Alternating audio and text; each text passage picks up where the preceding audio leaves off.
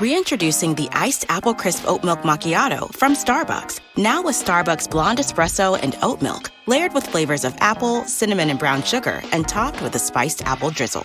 Welcome back, fall. Order today with the Starbucks app. We all have a lot on our plates. Work, kids, relationships. And sometimes it can be hard to just catch a breath. When life is go, go, go, it matters where you stay. Hilton's family of brands is team members dedicated to making you feel truly cared for, so you can mentally check out before you even check in. Take the break you deserve and book your next stay on Hilton.com. Hilton, for the stay.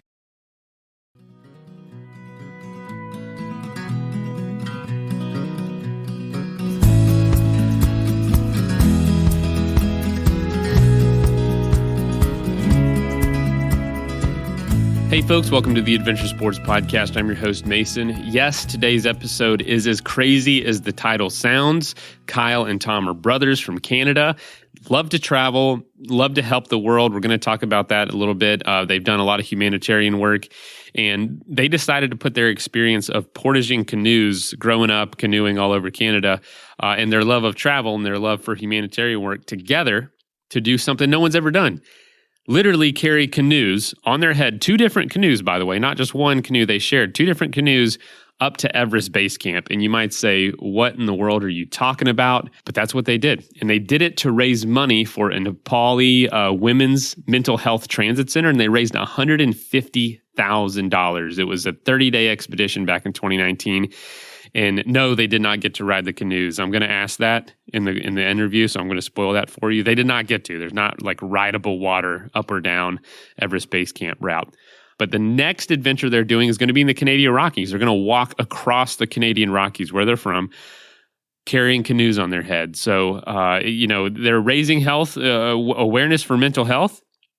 If you ask me, they're doing a great job, because anybody I see carrying a canoe up to the top of Mount Everest is there's something going on in the mental health department, if you ask me. But they're such good sports about it. They love, they know how absurd it looks. They know it's crazy. And I absolutely love these kinds of adventures. So cool.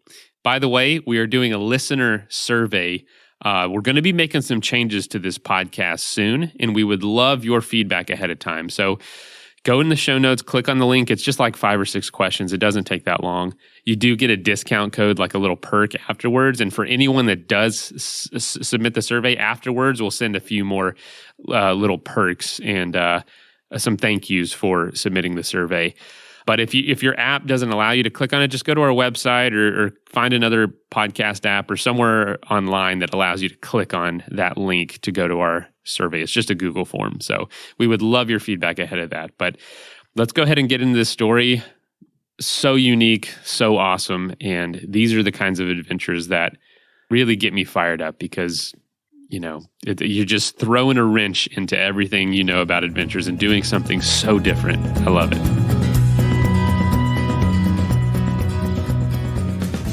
All right, folks, you heard a little bit about Tom and Kyle's story in the intro, but Tom Schellenberg, Kyle Roberts, brothers together, which apparently is kind of rare. Or I don't know if it's rare. It's happening right now. I know, but welcome to the show. How you doing? Thank you. Great. Thanks for having us, Mason. Yeah. And so y'all asked me where I'm coming from. And actually the last couple episodes have asked me that, which never happens. So it's kind of funny, 2 episodes in a row, 2 interviews in a row. But I want to know now, where are y'all coming from? Where in the world are you? Right now we're in Vancouver, British Columbia, Canada. So we're just sitting in my apartment here. This is Tom speaking.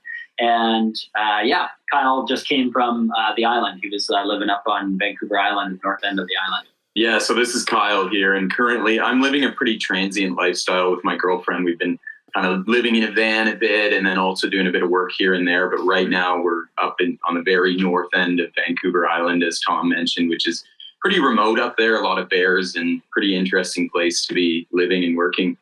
Oh, man, absolutely beautiful, both of y'all. So how often do y'all get together and be able to see each other? We actually don't get to see each other that much. I think we always love spending time together, but in the last, I feel like 7 years, maybe even more, we've lived in the same country very limited times, like very few times. So this is the closest we've been with Kyle on the island and me in Vancouver. This is the closest we've probably lived in maybe a decade even. So we tend to meet up to do expeditions or travel together. But yeah, in the last few months, Kyle's been here twice. So it's great to get to spend some time together.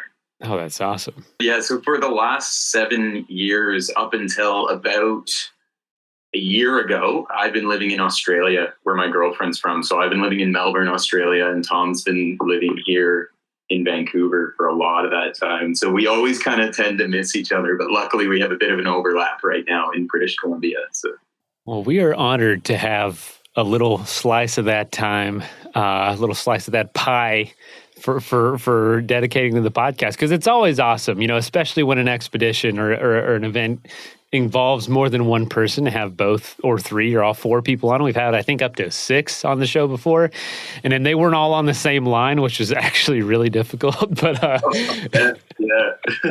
it was the editing on that one was pretty intense. But so growing up, folks heard and see in the title of this episode, like, what, canoes up to the Everest Base Camp, and they're like, did I read that right? Is there a river up there that's not frozen over? Like, what is going on? But I want to know, before we jump into that story, were y'all around each other a lot through childhood? And if so, what kind of things were you doing? Were you into these kinds of adventures and these humanitarian efforts, or did you have to discover it on your own after adulthood? What was kind of the situation there that kind of started all this? Yeah, it's a great question. I would say we were extremely fortunate as kids that we had a really great upbringing where our parents really exposed us to the great outdoors a lot. We did a lot of camping from when we were quite young, sort of interior canoe camping that involved a lot of portaging in remote areas, mostly in Algonquin Park, which is in southern Ontario in Canada. We would do trips for many days on end with our big family, my dad, my stepmom, and a bunch of our siblings. And, we'd have nothing but our canoes and our backpacks and tents, and we'd go out into the wilderness for a while. So from a young age, that was something we were introduced to.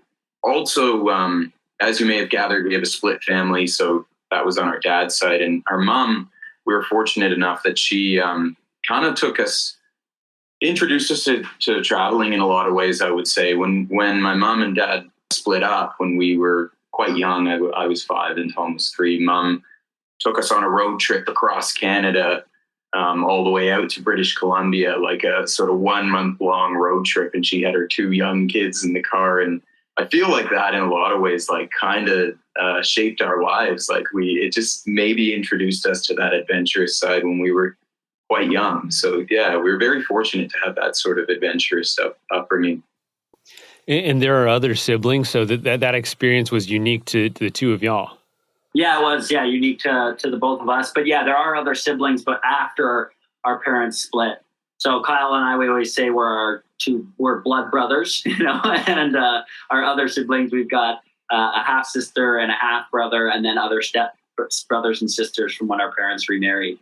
But I also think just the appreciation of nature comes from both of our parents. Like, our dad went to school for forestry, and our parents met in the Ministry of Natural Resources, right? MNR? Yeah. In Ontario. In Ontario. And so there's just that love and appreciation for the outdoors. And so I feel very, very grateful that we got to get handed down that kind of same appreciation and love for the outdoors. Man, that's so cool. Because, as a parent, you might not always think, it's a road trip, it's a great time, but you just don't know how impactful that is to the kids, and how, it's like creating the storybooks you read at night just coming to life for you, to where it totally shapes your life. And although it might be just an amazing experience for one of your parents, but maybe not as impactful, just because they're not in that very moldable stage of life like y'all were. So that's so cool to hear that might have planted some seeds for what you're doing now and what you continue to work on, and how important it is for folks listening to make sure they're bringing the people in their life on experiences like that, because it can have a huge effect. Totally. Sometimes I do think maybe our parents wish they maybe planted a little less seeds, because we can be a little too adventurous and spend a little too much time away from home. But yes, no, I think we're very grateful that they did give us that upbringing. Yeah. Yeah, no, definitely. Yeah. I think our mom has learned to desensitize herself when we're off doing stuff, because it's like, oh God, what are they up to now? But yeah, you're right. It started with her. That's awesome. Yeah. My mom has definitely said, I just try not to think about it too much when you're out there, especially doing something dangerous. Like she doesn't want to be updated. It doesn't want to be have too much information to realize maybe how dangerous it is or how much further there is to go. So I totally get that. Yes. Well, tell us, after that experience, what would you say led to what you're doing? I know that the expedition to the Everest Base Camp has an amazing cause behind it. So, and y'all did some traveling early on. What would you say was some of the other foundational steps to this? I know that experience with your mom and all the camping growing up. What were kind of some of the transitional pieces from there to where we are now? As we grew up doing that camping that Kyle talked about in Algonquin Provincial Park, we always loved trying to carry a canoe farther or find the next biggest portage and see how long you could carry the canoe each without taking a rest. And that started from a young age. Like we would have been in our early teens, doing that and loving that. But then I remember, Kyle was off actually traveling in India with his girlfriend at the time. And I was just getting ready to graduate from high school. And I really wanted to go to Eastern Africa. I wanted to go volunteer there, take a year off between college. And so I remember I was talking with Kyle. I actually think he was maybe in Kashmir at the time when I was talking to him, which at the time was a bit, very political unrest place at the time. And I was saying, I'm going to go. I'd love you to come with me. And he said, yeah, sure, let's do it. And so I remember us kind of signing up to do this together. And so we went and moved over to Tanzania, Arusha, Tanzania, and lived there with a local family for 2.5 months and volunteered at an orphanage there together. And so at that time I was 18 and Kyle was 21. So still pretty young. I felt like I was old, but, still pretty young to do that, and had just a wonderful experience there, just waking up every day and going to the orphanage and helping the kids. And we raised money from home to actually build a pig pen. We tried to build like a sustainable project for the widows of the town we were working in, so that, they could raise pigs and sell them and use them for food and continue that kind of cycle going on and on. So that was kind of the first, I feel like, more philanthropic thing that we did together in an adventure kind of format. And then we backpacked for the next 2 months around Southern and Eastern Africa. And so I'd say that was one of the steps. Little did we know what was going to come later on with the weight we carry and portaging canoes to new altitudes. But to me, that was a pretty big piece. And then it was kind of another chapter in our life when I think it was kind of a similar way. I've been interested in Mount Everest for quite some time. I feel like I watched that the Hollywood movie, the IMAX movie that came out about Mount Everest. I think I was 8 years old is what I always recall when I watched it. And I remember just loving it and wanting to go.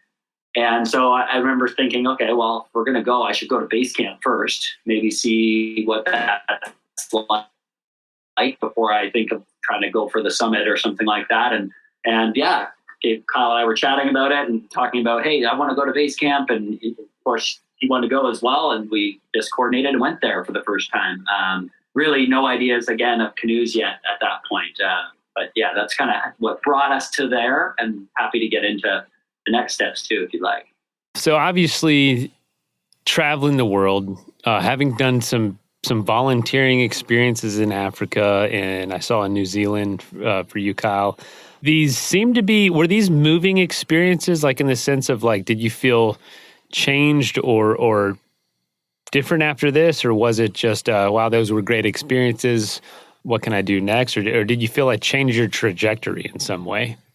Yeah, that's a really good question. I think in a lot of ways, I guess just to backtrack a little bit, and maybe what we didn't mention in some ways, with our mom being a nurse, I guess kind of brought up a lot of sort of philanthropic values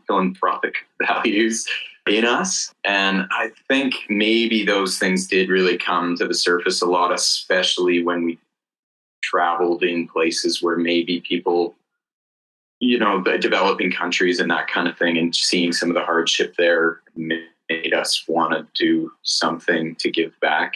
And I think maybe that's where going to Tanzania started. And when we did go out to Tanzania and, we're in this new country and trying to sort of find our feet doing volunteer work over there, we really sort of acknowledged it's a complicated thing going over somewhere like that. There's a lot of different organizations. A lot of them are doing great work. A lot of them are not doing, are sometimes just, more operating a tourist industry, like to get people to come over and volunteer in Africa, and maybe they're not really making a huge difference in a lot of ways. And I think what really resonated with me was we were able to leverage our friends and family from back home when we were over there to donate money to us. We didn't even have an organization or anything then. We were just two guys over in Tanzania that were able to implement the money. And through our friends and family donating a bunch of money back home, as Tom mentioned, we were able to build a pig pen. It was a tangible, physical thing that would be a sustainable project for years to come. And by being able to do that, we were actually able to do something that actually directly benefited this community. And to me, that was a really powerful thing, because it was a way to actually give in a good way, where this is actually going to help people be able to prosper in their future and that kind of thing. So for me, that was it's funny because I don't think I've ever spoke about that in that way, but for me, I just saw something there. Like, this is how we can make a difference, by actually doing something sustainable. And for me, I think that sort of set the wheels in motion in some ways for future work that we did. I also think a piece of the emotional connection that I can think of too in that, beginning, as an example, in our trip to Eastern Africa and in Tanzania, several times taking some of the young orphans that might be 3 years old, 4 years old to, we woke up, I remember it was Christmas morning, we were there in the orphanage for Christmas, and one of the kids was really sick, and, took him to carried him through town to find a doctor, and sure enough, he had malaria, and bought him the malaria medication he needed. That cost us, I think, maybe like 80 Canadian dollars, but he would not have been able to get that medication and may have died. And just thinking that emotional, that was deep for me, just seeing young, beautiful child who was we always had so much, this one in particular. I mean, they were all great and just huge smiles and having so much fun with really not a whole lot in their life. And then just, being able to, help them and save that kid's life in that moment, and be able to do that kind of thing just during our small time there. Yeah, just resonated a lot with me. And one thing I think it's important, to understand for us is the values of the weight we carry that we've set are, the first value is universal compassion. And I think that's something when Kyle speaks of our mom being a nurse, and, she always taught us to care and want to help people. And we love thinking of ourselves of having universal compassion. It doesn't matter what country, where you are, what your background is, what your race is, what your religion is. We want to help people and not have borders to it. And it doesn't have to just be within Canada. It can be wherever is needed. So I think universal compassion is a massive one for us, and something we like to put out there as a contagious value for others to embrace. And our other values, so it's universal compassion, compulsively authentic is our second value, embrace discomfort is our third, and be good. Be good. And keep the canoe above your head. Yeah. Unless you're riding it, of course. No. Do you think those experiences, I feel like I've just already asked the questions about trajectory, but do you think they moved you away from a path that you were going to go down and maybe changed it into this new path? Because I know that, I'm not sure if you still do, but Tom, I read on the website that you're the general manager and COO of a golf club in Vancouver, which feels like worlds apart. It feels like the opposite of that. But you've found a way through fundraising to connect those communities. You know what I'm saying? Yeah. Do you think you'd have done that if you wouldn't have had that experience? Let's take a quick message break and hear from the folks that help make this show possible. If you're like me, you absolutely love you some coffee. Drink it every day. Well, I'm here to tell you about some really good stuff called The Good Stuff. It's coffee made by pro golfer Phil Mickelson and his longtime friend and golf coach Dave Phillips. If you don't know who Phil Mickelson, legendary golfer, 45 PGA Tour events, including 6 major championships. After talking with his longtime coach Dave Phillips, they realized that Phil could benefit from some higher quality coffee to help him with all the travel and fatigue of going all around, all on these tours, traveling all the time. So if you want to give it a try, don't forget you can get 20% off your order plus free shipping and a free starter kit worth over $30 for a limited time when you visit forwellness.com/podcast. That's FOR wellness.com/podcast and enter ASP at checkout. This is For Wellness's best offer right now, so don't wait. They're so sure that you'll enjoy the benefits of adding the good stuff to your coffee that they back every purchase with a 60-day money-back guarantee. If you're not completely satisfied, you can return it for a full refund. So give it a shot. We all have a lot on our plates. Work, kids, relationships. And sometimes it can be hard to just catch a breath. When life is go, go, go, it matters where you stay. Hilton's family of brands has team members dedicated to making you feel truly cared for, so you can mentally check out before you even check in. Take the break you deserve and book your next stay on Hilton.com. Hilton, for the stay. That is plenty of that for now. Let's get back into the episode. Yeah, it's a good question. It's something I go through quite a bit in my head as well, because I feel like what I do with my personal time and professional time are very different. Like you said, it feels like almost 2 worlds in a way. It's got to be whiplash sometimes. Yeah. I guess what I love about what I do professionally is just the opportunity to lead and work with a team of, we're over 125 staff. And so I still apply that same kind of universal compassion and wanting to make a difference in people's lives, whether they're working with us for a month, the summer, 1 year, 5 years, or 25 years, trying to make it a place where people love and learn something from and get better from and grow, So I kind of take those values into my professional side. The other thing I think it's helped me is just like build connections.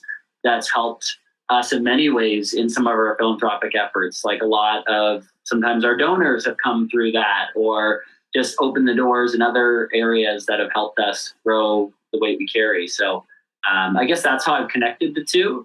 But yeah, it is something I do go through and think about a lot, because really at the end of the day, I feel like what I want to do most is I want to do the best for the people I meet in the time that I have, really is what it comes down to for me. And so the more I can do things like spend more time with the weight we carry, the better I think I can impact the world positively. Amazing. Well, let's talk about the weight we carry, because you were telling me you went and did Everest Base Camp the quote normal way, went and experienced it. Where did the idea come to? And I try to ask new questions. I know people who get interviewed and have done a lot of talking about an experience. I try to ask new questions, but there's some that are just unavoidable. And for this one, it's like, why? You just can't, you got to know, like, but before why, when did this idea come about? Because you took something that you were used to growing up, portaging canoes across the Canadian interior for days or weeks or however long you were gone for trips, and something you've done halfway around the world in Nepal. When did the two combine, and how did that even come about? That's just so random. Yeah, it totally is. And that's definitely something we acknowledge in a big way. I guess to sort of paint the scene for you, like we were there in 2017 when we were trekking to Everest Base Camp. And we started about a week out from where the trek generally starts. It usually, for anyone who's done it before, you fly into this airport called Lukla, and it's known to be like the most dangerous airport in the world because it's this runway like on the side of a mountain. We skipped that and we sort of hiked in from further out. Just, of course, the hiking to Everest Base Camp wasn't hard enough, so we needed to make it harder for some reason. But make it longer and anyway, carry a canoe. Yeah, well, yeah, and then we did that, and then we made it even harder again, I guess. But we were near a place called Namche Bazaar, which is quite a sort of famous stop along the way to getting to Everest Base Camp. And we were hiking in the Himalayas, for the first time ever. Two brothers, we were just out there, like, so high on life. It was the middle of the winter, which means like it's really clear at that time, but really cold. So not many tourists go and hike to Everest Base Camp at that time of the year because it's so cold. But you do get the best views, and also the trails it's not crowded at all. So it was incredible. And we were I remember we had so much time together, and we just had a lot of deep and meaningful conversation about what life meant to us then and what was important to us. And we also happened to be sort of trekking in an area that had been badly affected by the earthquakes that happened in Kathmandu in 2015, only 2 years before. And it was hard to, I think you get a real reality check in a way when you're there and you see a lot of people who've lost their homes and have been really affected by this natural disaster. And you're just these two, privileged guys over there hiking through the mountains. You got all the amount of money you spend on a plane ticket to get there is often more than somebody's going to make in a year or 2 years over there. And they've been through some hard stuff. And, there was just that sort of parallel there that was confronting in some ways. And I think we both really felt like we wanted to do something to give back. I guess sort of what I was touching on before, talking about the pig pen, was a lot of times if you come from a developed country and you want to give back, something I've sort of realized in the work that we do is a lot of times your most valuable commodity is money. Like that, there's skilled people everywhere in the world. It's hard to just go somewhere and make a difference. A lot of ways, the best way to make a difference is with money. And that's what we've sort of leveraged in the past was being able to fundraise from home to make a difference in a new place. And I digress a bit. We were hiking through, Namche Bazaar, these peaks all around us. And we just kind of had this wild idea that I think we were talking about our upbringing, portaging in Algonquin and really thinking about how awesome that was. And we just said, imagine portaging here. Like, imagine how wild that would be. And yes, it would be completely ridiculous. But imagine we did that, and imagine if we did that, how we could use this sort of wild thing as a way to get people's attention to an important cause. Like, we could use that as a way of getting momentum, of getting traction to make a difference here. And it's funny because both Tom and I, we argue about who had the idea. Like, I think we both feel like it was us who said, why don't we portage canoes up here? But one of us said it, and then both of us thought that's a crazy idea. And we literally never, from that moment, we never gave up on it. We were like, we're going to do this. And that's what set the wheels in motion to do something so wild and out there. And you were on the first Everest Base Camp expedition when this idea came up. So it was in your mind before you even got home. Exactly. Yeah.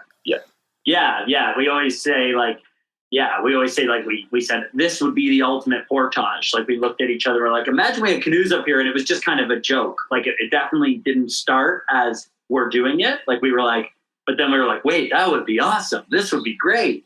And then we finished, got to base camp, got down as quick as we could, essentially. And first thing we did was call our dad and go, Dad, we're going to start a not-for-profit organization and carry canoes to Mount Everest Base Camp. And we want you to be our photographer. And he's like, oh, are you now? And I think he was like, oh, God, what are my boys up to? And at first, I did, when you vocalize it, I was like, oh, God, that does sound a bit crazy. But I don't know. We just kind of, if anybody was being critics or thinking it was too crazy, we just kind of kept going with our vision and then started to get the way we carry in motion. So tell us about, Kyle, I know you talked about the earthquake, the devastation of the earthquake being like a big eye-opener, but I know you have had experience with that in New Zealand from a handful of years prior. What do you think, what now was like the focus? What was the mission of carrying the Canoes. What were you telling people when they asked why? What was like your pitch and the whole reason behind the weight we carry altogether? Yeah, that's a great question. Yes, I did. I had experience working in an earthquake affected area from quite a few years before. I was doing earthquake remedial work. I'm an industrial rope access technician, so I use ropes to climb buildings and cliffs and that kind of thing. In New Zealand, I was doing earthquake repair work. Although the two were very unrelated, the earthquake that happened in Nepal, I suppose the parallel that could be drawn there and what we really saw was that in Nepal, there was far less government funding to help the people who had been through this devastating disaster. And the one thing that was really prevalent to us was that in Nepal, they have one of the lowest government budgets in the world for mental health funding. There were some signs when we were in Nepal of infrastructure being rebuilt, houses being rebuilt, or community centers being rebuilt. But there was almost nothing we know now in terms of actually addressing the PTSD and the trauma that people had been through. And being mental health being something that's always been extremely important to Tom and I, having both experienced poor mental health in our lives, but also having friends who've suffered severely or lost their lives due to depression and mental illness. It was just something we were both that was really near and dear to us. And it was a way that we saw there was a gap there in the global effort to rebuild Nepal that was being overlooked. And that was something that we thought we could sort of draw on, this expedition that we had planned to carry canoes and do this wild thing to draw people's attention. We thought maybe that would be a way we could get people's attention to this sort of gap that we saw there. How were you planning to do that? Because I know with the pig pen, that's very tangible. It's like we build a pig pen.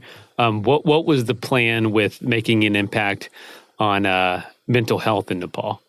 Yeah, so it grew from there. I mean, one of the whys for me when that got us, the kind of a catalyst was landing there that first time to do that Everest expedition without canoes, was seeing the devastation from the earthquakes that was 2 years ago, and just that was a global televised earthquake. It was a massive earthquake. I remember seeing it in my house, watching, oh my God, this has happened. And there was this huge death toll on Everest. And there was a ton of media. And then 2 years go by. And in my mind, until going there, that was old news, right? It was gone. It was dealt with. That was past. We quickly moved to the next big tragedy and look at that somewhere else in the world. We kind of forget about it. But then coming and arriving and seeing this is still so current in this community, that was one of the whys that was just shocking for me. And then the way that we transitioned that to mental health and how to help mental health in Nepal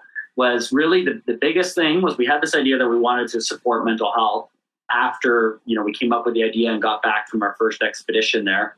Then we went back to Nepal in January of 2018 to do a research trip. That was a very key part of this whole trip. And the idea we had set up was to interview various different charities that were supporting mental health or organizations that were supporting mental health in Nepal. So we interviewed and met different groups, and we met Matrika, who's the chairperson of Koshish. So Koshish Nepal is the organization that we partnered with. We just felt it was important if we were wanting to impact as positively as we could from a mental health perspective in Nepal, that we should partner with an organization that's already on the ground there that, knows the values and knows the norms and the culture. And so that, it's make sure that we're able to make the best impact we can without imposing our beliefs on people, and that was really something we were very conscious of and not wanting to just come over and go, here's what you need. We wanted to work with an organization that was already doing great work and help them do more of that great work.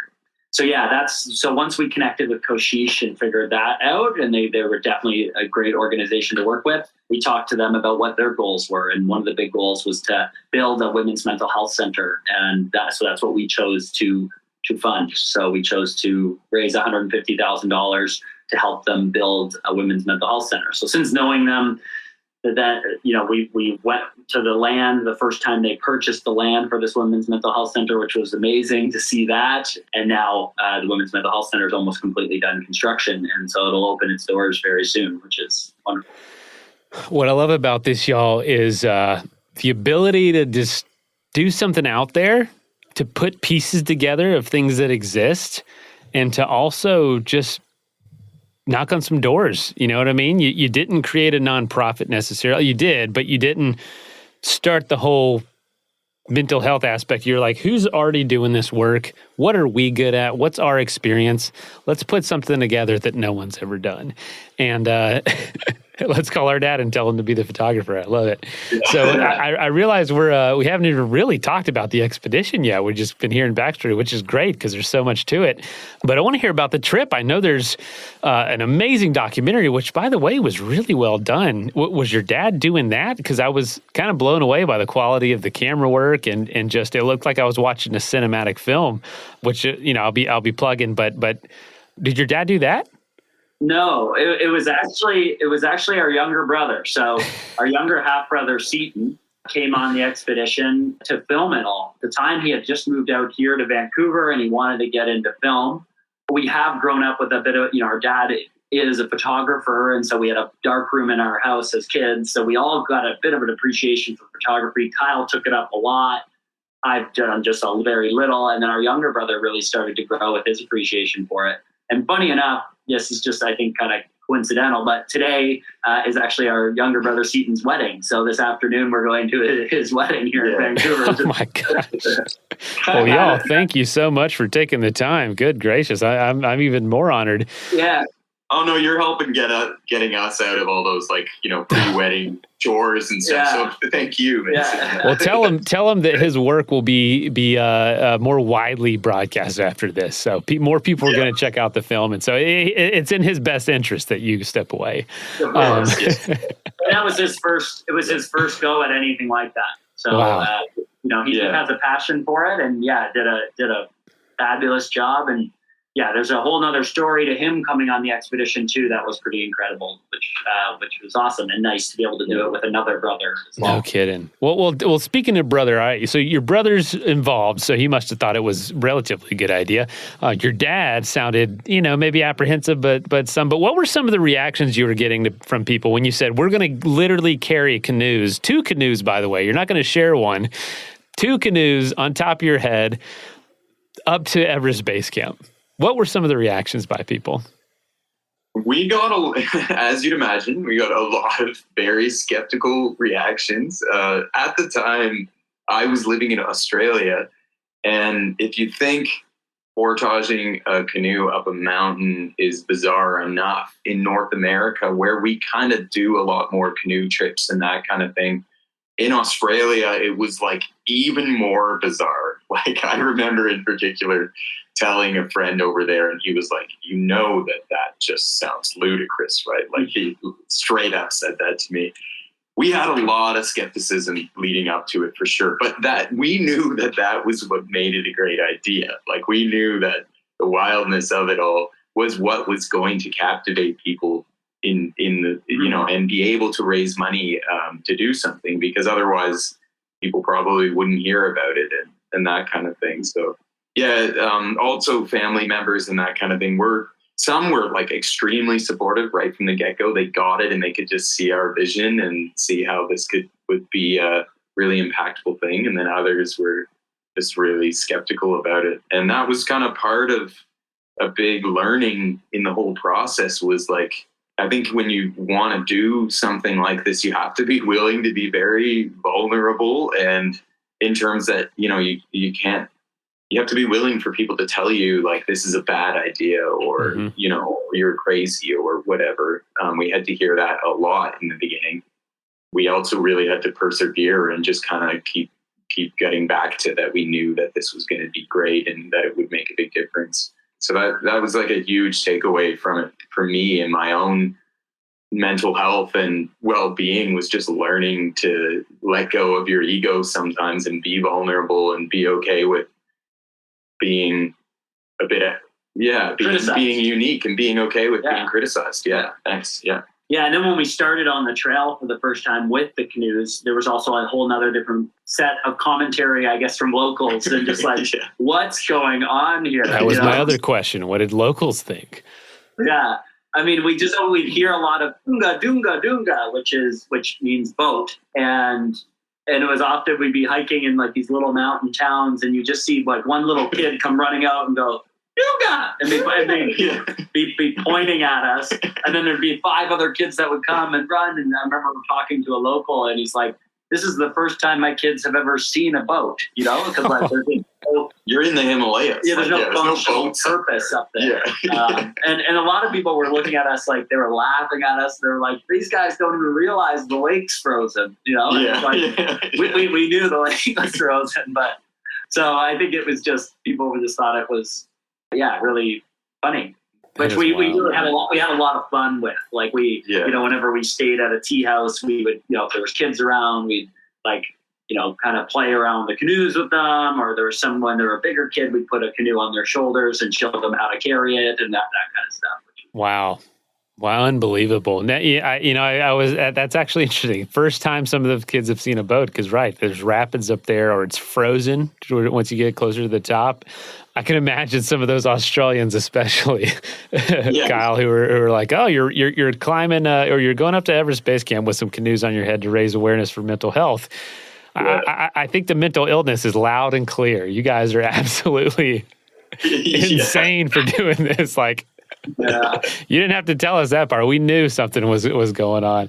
Oh my gosh, that is hilarious. So having done this without canoes the normal way, and having done it with canoes, besides the obvious of having a canoe you're carrying on top of your head, what are some of the challenges of doing it with a canoe, as far as logistically, or as far as packing even, or just the weight of it? Because I know you went for something lightweight, but tell us some of the major differences of trekking versus, I don't even know, portaging a canoe. Let's take a quick message break and hear from the folks that help make this show possible. That is plenty of that for now. Let's get back into the episode. I mean, one of the biggest challenges with the canoes specifically with this expedition, was getting them there. Was finding a canoe. When in that initial research trip in 2018, we were going around Nepal to see if we could find any canoes there that we could carry, so we wouldn't have to try to ship a canoe in. And the closest thing we found was just outside Pokhara, a town there, and it was a boat that would have been, a 10-seater. We wouldn't have been able to carry it 100 feet. It just was not an option. And so getting the canoes there was actually one of the biggest logistical things. We had these 2 beautiful, lightweight, 14-foot canoes that Brian Schultz of Cape Falcon Kayaks in Portland, Oregon, made for us. He found us on Instagram and supported what we were doing. And so he handmade these canoes for us and then was going to ship them out. But, everywhere, all these airlines and cargo companies would only do something of 10 feet. It had to be 10 feet or less. And I remember at one point, saying, Kyle, we were very close. That was one of the closest we were to just going, we can't do this. I don't know how we're going to get the canoes there. And I called Brian and I said, Brian, is there any way you can cut these things in half? Like, he had just handmade them, and they're beautiful. They're beautiful. I felt so bad. And he's like, no, there's no way. I mean, luckily he designed them so the one was 2 inches shorter so it could fit inside the other. That was actually a very key element to it. And very smart. Yeah, through a lot of work, and a sponsor came through that managed to figure out the shipping for us and cover that cost, which was wonderful. We managed to get the canoes over there. So that was a big piece, just logistically. Then in the actual expedition and actually carrying the canoes, I think a lot of the challenge, the weight was a challenge, like you said, that maybe the obvious, but with the canoe and our pack of gear and everything, we were doing it totally just, self-supported, I guess, maybe the right term. Yeah, we each had about 93 pounds of weight on us at the beginning. So it was a lot of weight to carry up and down through the mountains and through into altitude. And so that was definitely a challenge that caused some injuries for myself in particular. Just the weight did. But then also just having to have your arms up, like having to have your arms kind of up on the gunnels a lot for a long time, especially when it's cold. Your hands and fingers get very, very cold when, the blood's kind of flowing out of them when they're up.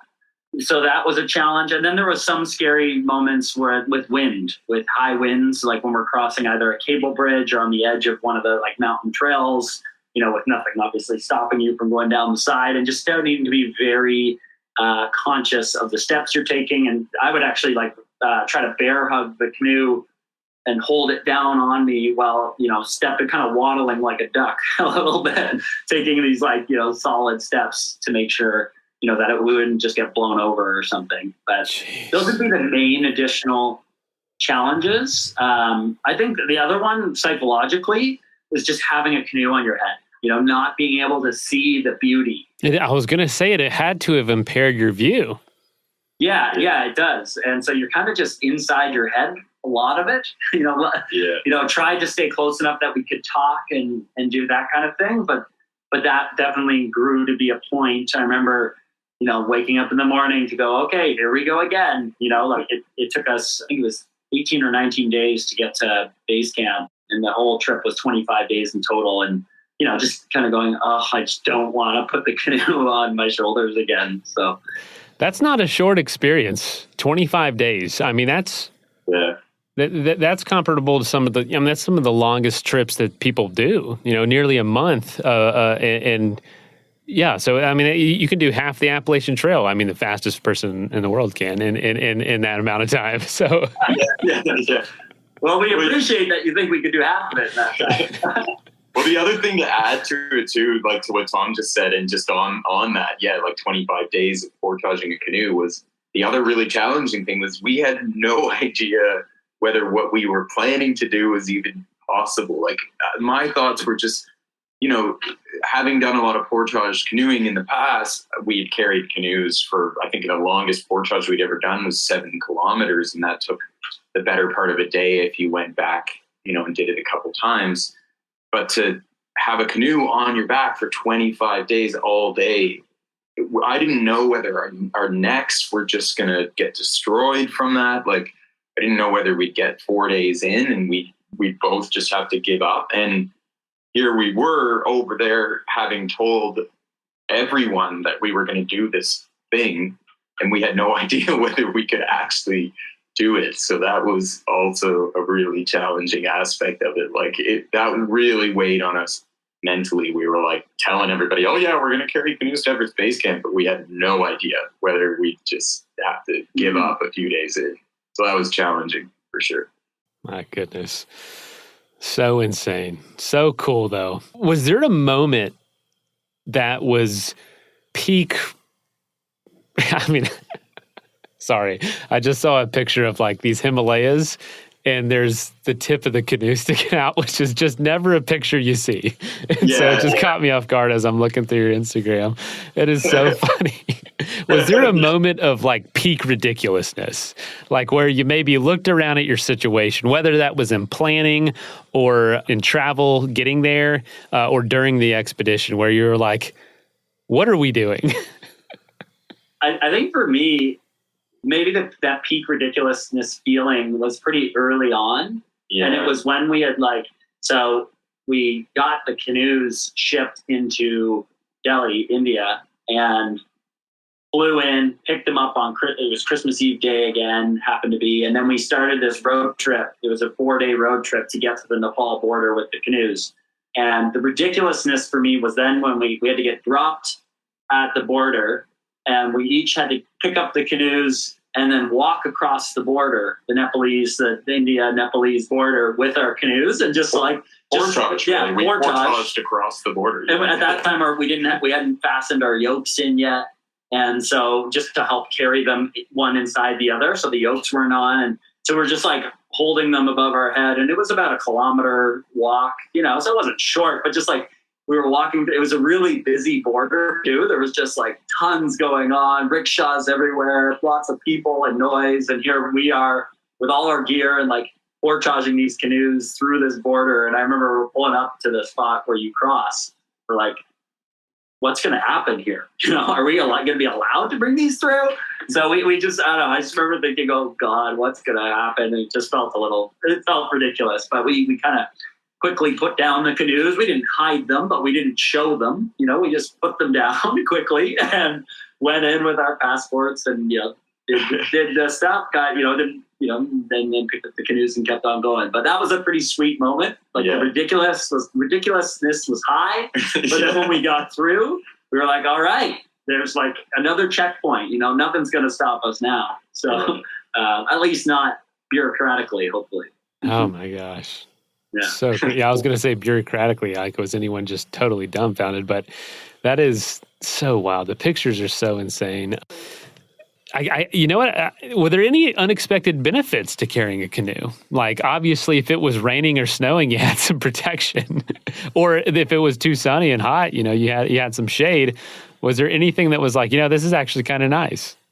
That's a good question. Well, in terms of precipitation, that's another reason why I would recommend to anyone thinking about doing the Everest Base Camp trek to consider doing it in the winter, because there's not much precipitation. Like, I don't think it really. I thought you were going to say carry a canoe, but I do it at the time of year. Okay. Yes, I'm not recommending. I wouldn't try that at all. But yeah.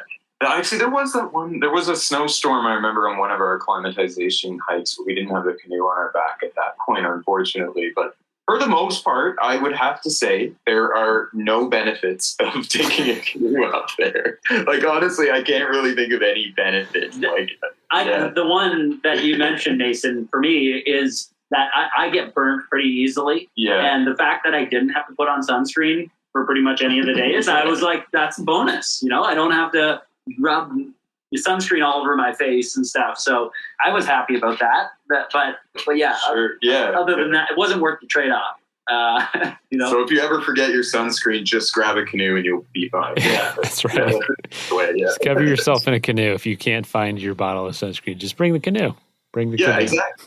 I'm trying to think what else. I mean, we did try. So many people said to us, "Are you going to ride them back down?" And it's like, well, it's all rock and everything. It's not possible. But it was like, at one point, I feel like we were kind of at wit's end with that comment. And we're like, all right, on the way back down, there was an icy section. And so we jumped in them and tried to see how long we could, slide down this ice downhill. But I remember pretty quickly, I was coming towards this big rock. And so I just bailed out of them.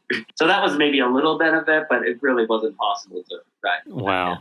So kind of like climbing any mountain, Everest Base Camp, once you get there, you're halfway, and you have to carry everything back down. Tell us about getting there, and tell us about the trip back. Well, yeah, getting there was definitely extremely profound because, as I mentioned, we had, from when we had the idea to when we actually got to base camp was over 2 years. So we'd been working on this every day for 2 years, and we both had full-time jobs, and there was a lot of work that went into it. And like I mentioned, we had no idea whether we could actually do it. And even up until a day before, we had major issues along the way. Tom had a really badly infected toe. My partner, Maggie, who was on our crew over there, was having heart palpitations. We had a lot of niggles, physical things that we didn't know whether we were going to make it until right before we got to Everest Base Camp. So getting there was just, a very profound. It was really emotional. We all just cried. We all just kind of looked at each other and started crying. And we were really thinking a lot about what it meant to do that and what we were able to do with the difference that we had made and the money we had raised and that kind of thing. It was just, a moment I'll never forget for sure. And then, it just kind of suddenly hits you, okay, we're halfway. And, we've broken our bodies to get here. And mentally, that it's funny when you do something kind of ultra endurance-y like that, you go further than you ever thought was possible. And then to know you have to keep going and going and going was challenging. I remember on the way back down, we were kind of over it at that point. We were ready to get back. We wanted to find somewhere to put our feet up. And so that was pretty challenging. It was quicker on the way down and we were really motoring at that point, because also our bodies were pretty conditioned at that point. Like they were broken, but they knew what was happening, and they were kind of just like allowing us to maybe put in longer days and stuff. But yeah, that was quite challenging. I think it was just a little bit bleak, like carrying them all back down. Yeah, I think the only thing I would add, just kind of that same reflection, getting to base camp, for me, so much, I was not letting my mind get to the point that we were going to do it. I was not letting my mind be ahead, being like, oh yeah, we're going to make it. So never believed we were actually going to make it until we were literally 20 minutes away.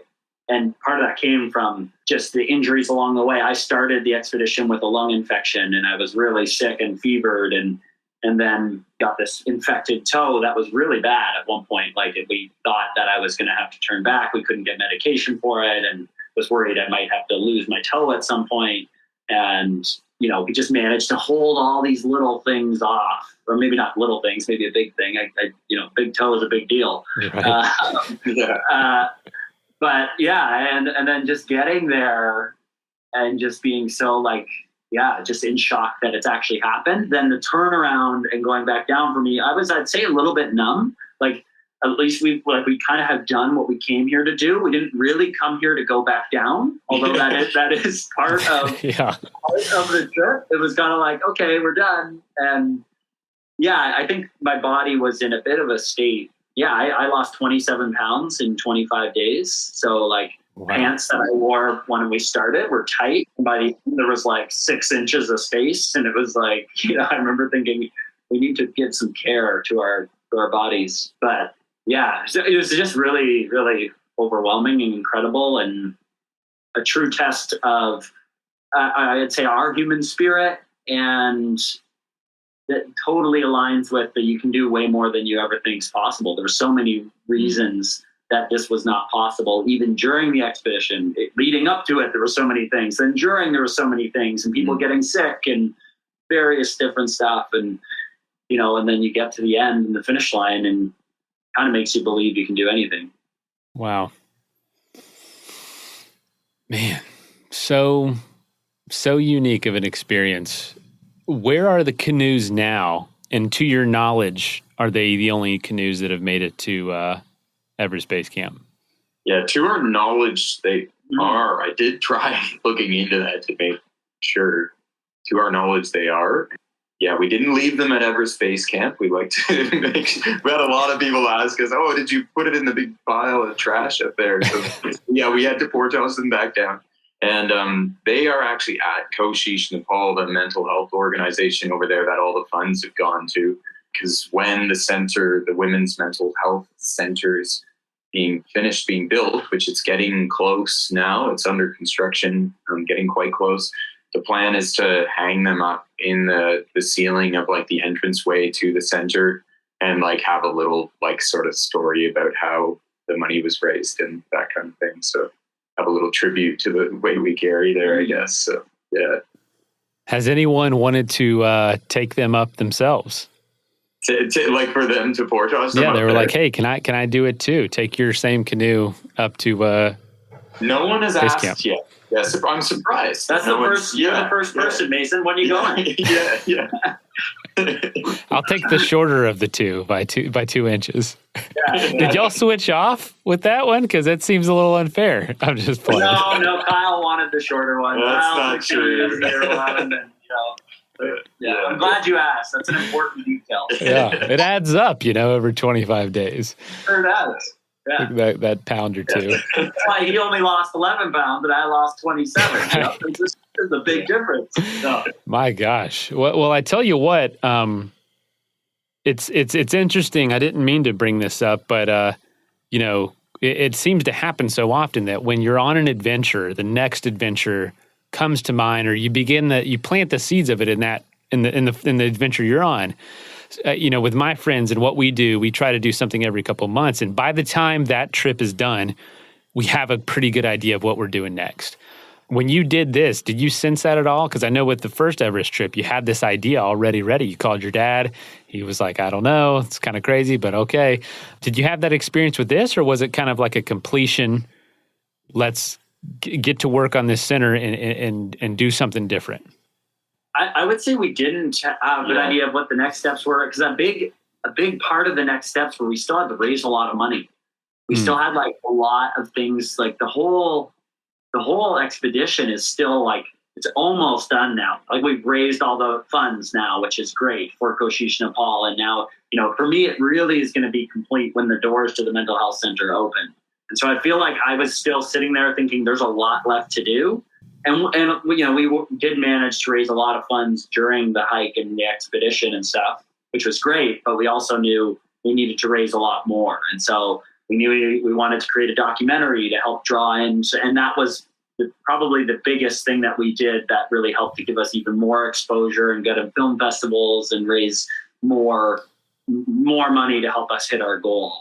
Was that film. It just helped a lot of people really see what we were doing and everything that went into it. So I didn't get to a point at all of like, what's the next step yet? Knowing we both knew we wanted to continue it, but I also think we both mentally wanted a little bit of like, okay, let's put the brakes on for a moment. Let's just breathe a little bit here. Some reassurance that we were actually going to like get there. Yeah.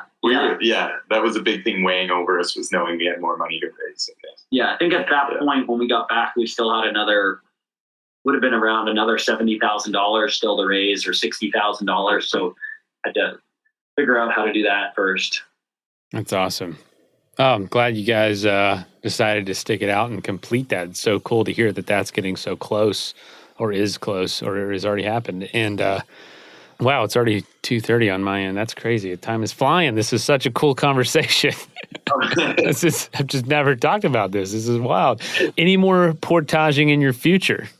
Yes. So now that we have gotten closer, that we know the center is going to open and that we've hit our goal and that kind of thing, we've allowed ourselves to take the time to think of what we're going to do with our, now we've got a pretty big audience. A lot of people know who the Weight We Carry is, and people love wearing our shirts and hats and stuff that we make from time to time and that kind of thing. We decided we did want to continue raising, awareness for the importance of mental health, but also just using our skills towards something else. And we decided, we gave it a lot of thought about what we wanted to do. And, in this now post-COVID world and that kind of thing, we thought strategically it would make a lot of sense to do something in our own backyard. So we've decided that we're going to do a big portage through the Rocky Mountains, the Canadian Rocky Mountains. A lot of the details we're kind of keeping close to us right now because we haven't got everything. We're doing a lot. We like to do a lot of homework behind the scenes before jumping into something like this. So we're still kind of finalizing the exact route and exactly where the money is going to go and everything. But we do know that it's going to go to a mental health organization in Canada. And we're going to do even bigger portage in the Canadian Rocky Mountains. So that's pretty exciting. Comes with a lot of new challenges and will be a lot different from hiking the Everest Base Camp. It'll be, Can I ask you a question? Did you just say even bigger? Oh, yeah. I think you did. Yeah. That part's not confirmed. Well, bigger. I think it's subjective. Subjective. Yeah. I was going to say. Maybe this expedition you'll have the chance to actually ride the canoe at some point. Yeah. Maybe, yeah. Yeah, true. And simultaneously to that, we're also researching another trip in another country as well. So we're basically kind of working on organizing two at the same time, obviously for different periods. But we think both of these require quite a lot of planning. So trying to slot them in different years to be able to just, kind of maximize the positive impact we can have. So this is your thing now. You're doing it. Yeah. Absolutely. I love it. Are you? I love it, y'all. It's go ahead. Sorry, Mason. We do still both have full-time jobs. Just to add, we fund everything. People ask us, were your flights paid for, this and that. We fund everything out of our own pockets. So we have jobs that allow us to fund all the overheads of the organization. We have started selling some merchandise from time to time to pay for some of the overheads, like just some of the website fees and that kind of thing. But essentially, we do still need to keep our day jobs because we got to pay for these adventures. Well, and I think a big thing for us that's been important since day one is that 100% of donations go to the cause. Yeah. Unless if somebody transfers us money and there's a transfer fee or something like that, but we don't take any of that. So if Mason donates $100, that $100 goes right to Koshish. Directly to them. So that's something that we felt was really important to make ourselves unique, but also to make everyone who supports the Weight We Carry know. If they really want to make sure their dollars are going to the cause, that's something we really stand by.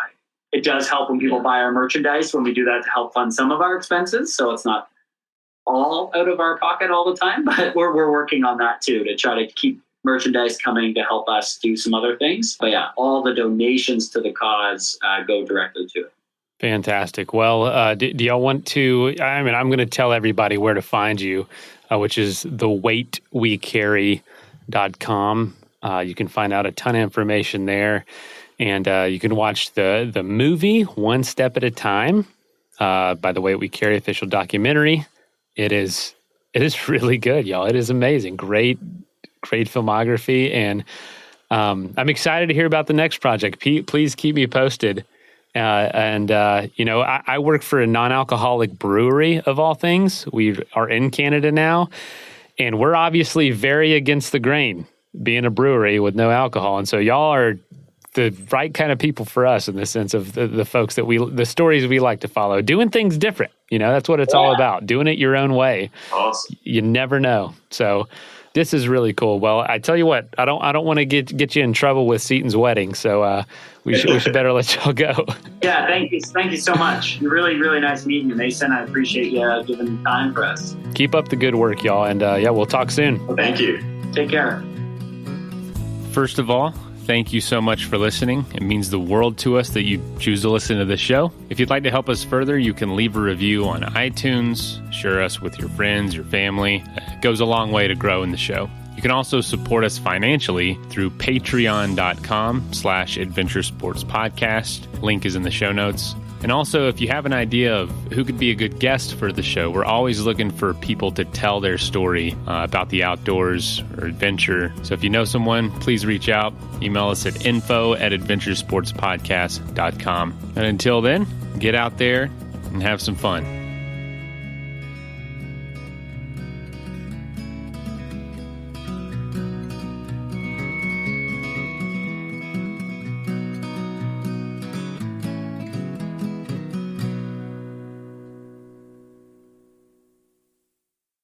Hey, it's me, your Uncle Cooper. Sorry to interrupt your music. I do love music, especially when it's set at a reasonable volume.